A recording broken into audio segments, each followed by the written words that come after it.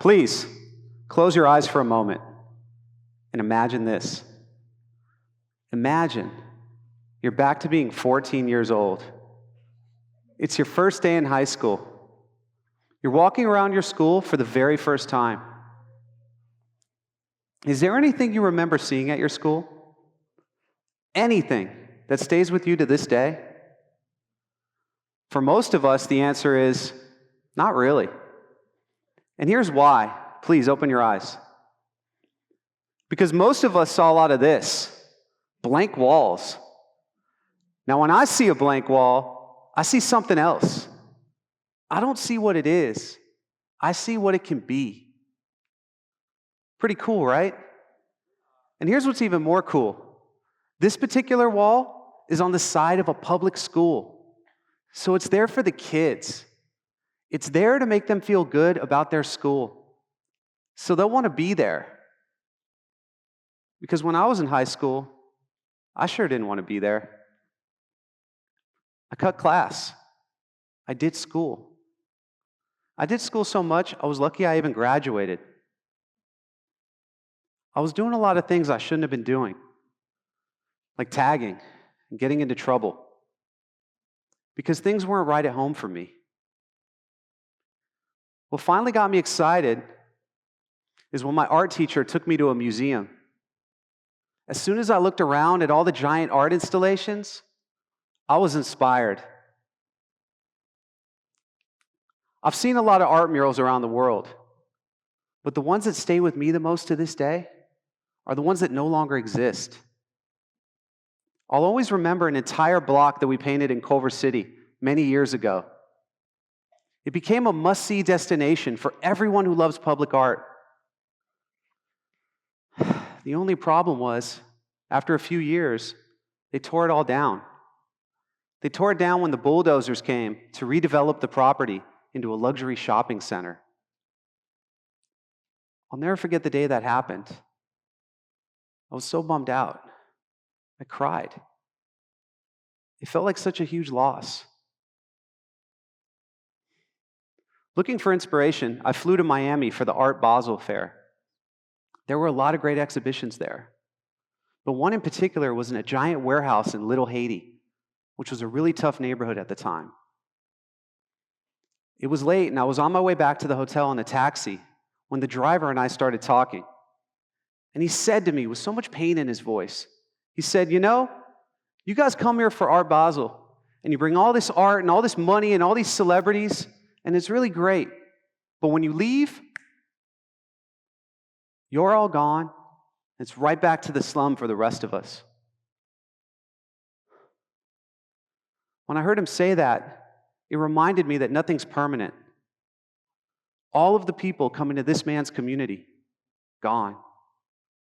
All of the art on display, gone. All the murals we put up in Culver City, gone. Is there anything that lasts? I lost my father a few years prior to that, and I've been driven ever since to create more things that last. It really got me thinking, is there any way to make art more permanent? Sitting in that taxi, I certainly didn't have the answer. But that driver's words would haunt me all the way back to LA. One day, I was driving through Culver City, and I went past the location that had been torn down. And there happened to be a school across the street. And I remembered how much the kids loved the artwork at the school. They used to skateboard around and watch the artists paint. We even let them help sometimes. And that's when it hit me. What about the schools? They would never tear down a public school, would they? We then decided to pitch the good people at the LA Unified School District. And when we did, we couldn't have been more excited.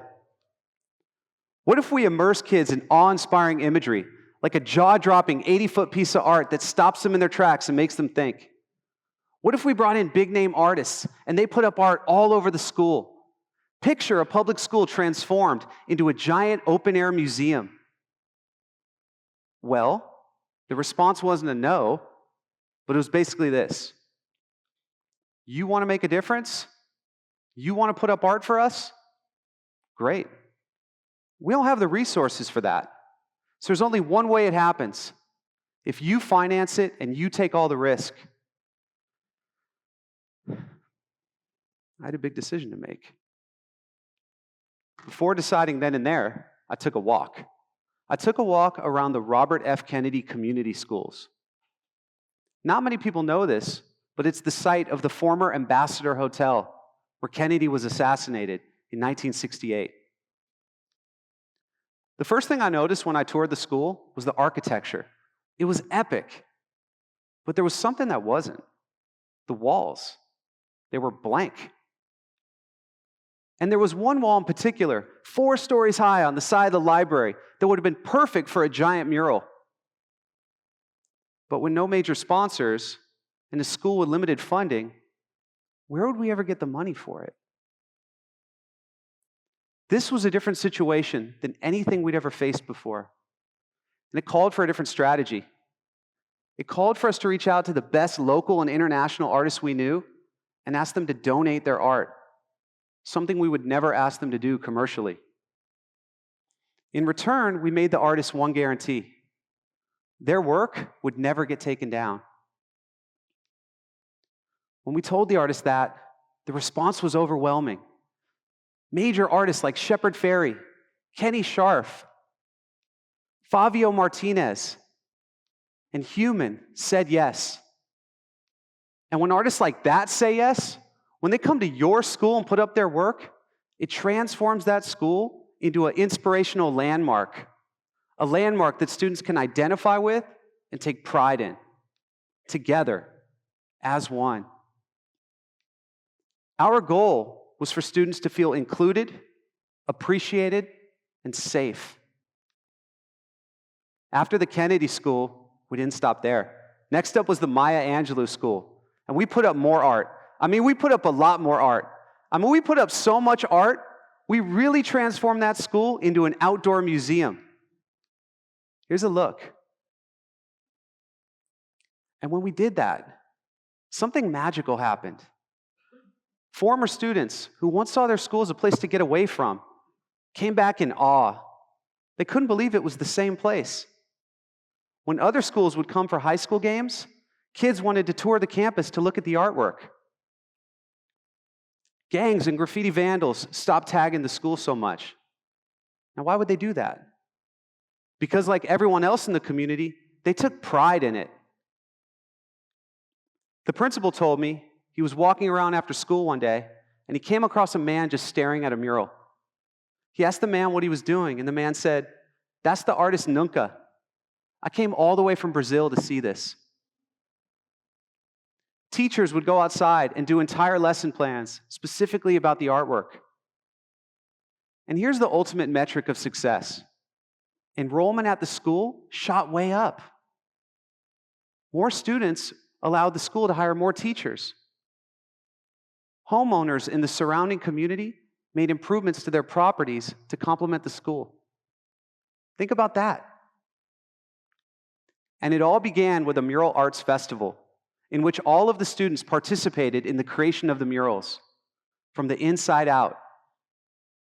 Everyone bought in. And when I say everyone, I mean the students, the parents, the district, the community, and the local press. Everyone took pride and ownership of the images and the messages on their campus walls. Images of unity, empowerment, and community activism. We transformed that school from a place where students learned into a place where students belonged. If you think about it, with all of the art that we see around the world and what it has done, why has it taken so long to do the same thing in our public schools? Especially when you consider the huge social return that we've witnessed in these schools. At the festival, we gave the kids an assignment. The assignment was to draw what they wanted to be when they grew up. Should have been fun, right? Well, not for one boy who looked really frustrated. One of the artists and I walked over and we asked him what was wrong. And he said, "Man, I can't draw. I can't be an artist." And he slammed his book shut. We were shocked. We went over and we pulled him aside, and the artist said, listen, just because you can't draw doesn't mean you can't be an artist. And I'm like, I can't draw either. I'm terrible. But look, there's so many things you can do where you can still be an artist. You can tell people what you want to see, and they can make it for you. You can even be an art director. So we went back inside the classroom, and we made an announcement. Everyone, Jason here would like to draw an astronaut. Can anyone help Jason draw an astronaut? And 5 kids raised their hands. So we paired them up, and we asked Jason, what would you like the astronaut to be doing? And he said, I want him to fly.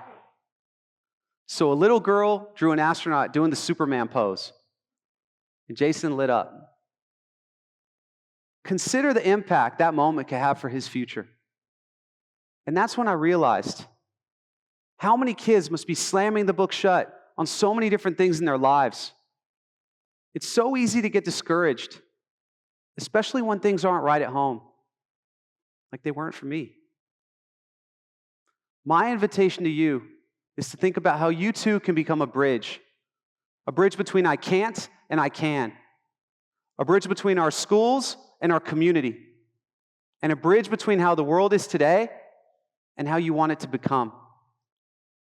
All it takes is a blank wall and a belief in yourself. Thank you.